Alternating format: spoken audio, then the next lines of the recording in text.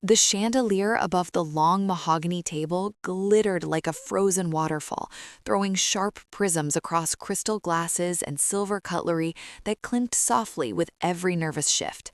Ella Graham sat at the far end, deliberately small in her plain gray sweater and faded jeans, the same outfit she'd worn to code marathons in her early 20s.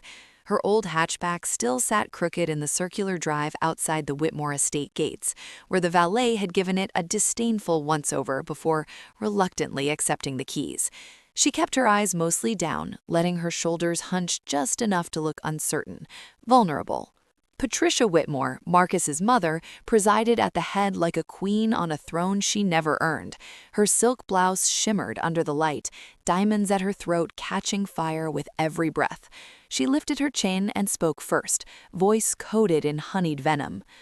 "So, Ella, Marcus tells us you're in software." The pause was surgical, designed to make the word sound trivial, almost embarrassing. Ella nodded, twisting the cloth napkin in her lap until her knuckles paled. "Yes, ma'am, just a small company, nothing fancy." Across the table, Vivian, Marcus's younger sister, let out a delicate, practiced laugh that tinkled like breaking glass. "Charming! And you drove here in that little car? How quaint!" The word landed heavy, wrapped in silk, but edged with steel.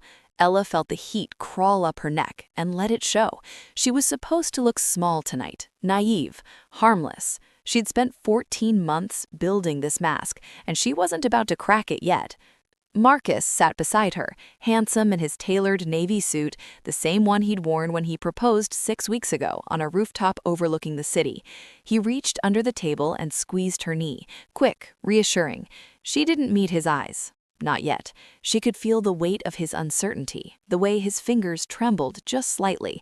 He still believed she was exactly what she appeared to be, the sweet, unassuming girlfriend who loved him despite his family's wealth and status. Dinner arrived in careful courses, seared scallops, filet mignon with truffle reduction, each plate arranged like art. Conversation flowed in careful channels, mostly about the Whitmore dealership empire, the looming pressure from luxury imports, the need for strategic alliances. Patricia kept steering back to Alexandra Castellano, Marcus's college sweetheart, and the daughter of a family whose Italian auto lines could shore up the sinking books. "Alexandra's people have such exquisite taste. They could really help right now. Timing is everything, darling." Vivian leaned forward, eyes sparkling with malice. "And she's always been so suitable."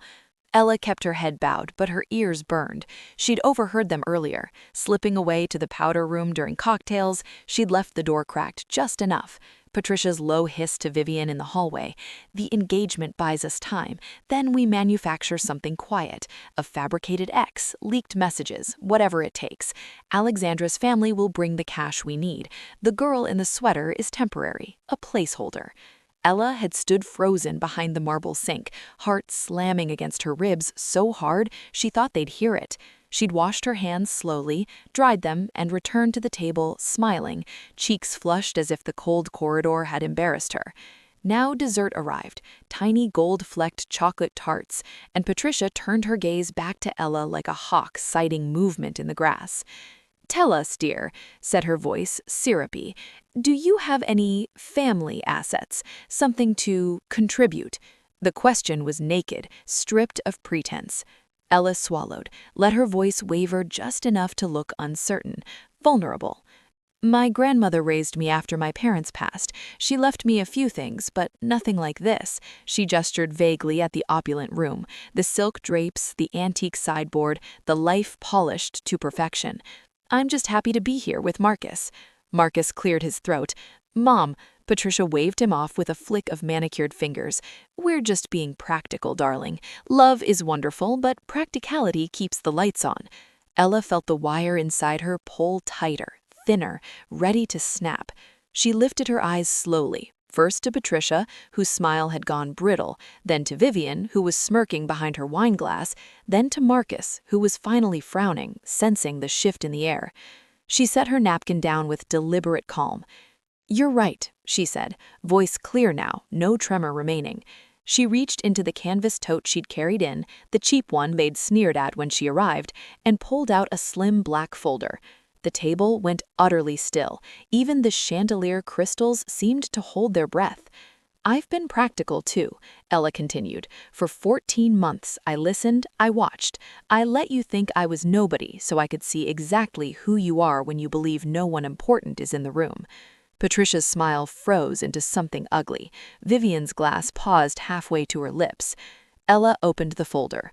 First, she slid a glossy photo across the polished mahogany. Marcus and Alexandra in a dimly lit hotel bar last month, heads close, her hand resting possessively on his wrist. Timestamp in the corner, 2 weeks after his proposal. Marcus's face drained of color. His mouth opened, closed, no sound escaping. Second, another page, bank statements, internal dealership ledgers she'd obtained through a discreet contact who owed her a favor from a long-ago project.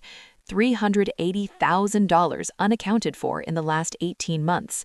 Vivian's signature appears on most of the transfers. Offshore accounts, shell companies, creative accounting. Vivian choked, wine splashing across the white tablecloth like blood. And third, Ella looked straight at Patricia, eyes steady despite the storm raging behind them. "I'm not the broke little girlfriend you thought I was. My name is Ella Graham. I'm a senior software architect. I hold 3 patents in secure data encryption, patents that protect the banking information of half the people in this city. My monthly income is $37,000. I own significant stock in the company I helped build from a garage startup. And my grandmother's estate, quietly managed through a trust, sits at 8 figures.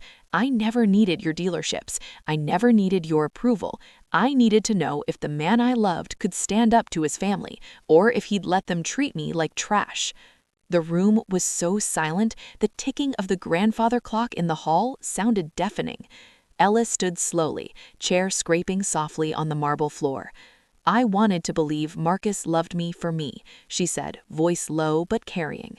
"I gave you every chance to prove you could see past a faded sweater and an old car. You didn't. You saw a pawn. So consider this my resignation from your game." She turned to Marcus. His eyes were wide, pleading, but she saw the flicker of guilt he couldn't hide. "You could have chosen differently," she told him quietly. "You didn't." She walked toward the double doors, heels clicking with purpose. Behind her, Patricia's voice cracked like thin ice. "You can't just—" "I already did," Ella said without turning, "and I've already spoken to the regional director at the manufacturer. The franchise agreement has a morality clause. Embezzlement tends to violate it. Fraud tends to void partnerships." Marcus's chair scraped violently back. "Ella, wait, please." She paused at the threshold, hand on the doorframe. For one heartbeat, she almost looked back, almost let the ache in her chest win. Then she stepped through. Outside, the night air hit her face, cool, clean, smelling faintly of wet grass and distant rain. Her old hatchback waited in the drive, still crooked, still ordinary. She climbed in, started the engine with hands that only trembled a little now. In the rearview mirror, the glowing mansion shrank until it was just a smudge of light against the dark. Tears blurred the road ahead. Her chest hurt, sharp, deep, the kind of pain that comes when something you loved died. But her spine stayed straight. She had played small to see the truth. Now she could finally stand tall, and she would never shrink again.